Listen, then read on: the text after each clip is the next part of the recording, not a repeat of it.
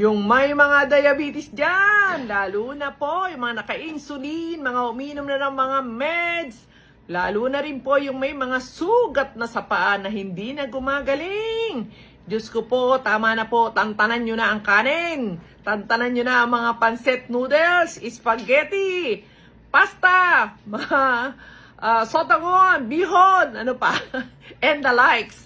At saka yung mga bread, kahit ang biskwit, lalo na skyflake, sikat sa ating bagyan, di ba? Nako, tantanan nyo na po talaga. Yung mga processed food, processed meat, tantanan nyo na yan talaga. Yung mga fruits, nako, lalo na yung mga matatamis na mga prutas na yan, i-ex nyo na yan sa buhay nyo. Talagang nako, sa experience ko, yan ang mga tinanggal ko. Well, di ba? Nakaka-normal ng sugar talaga.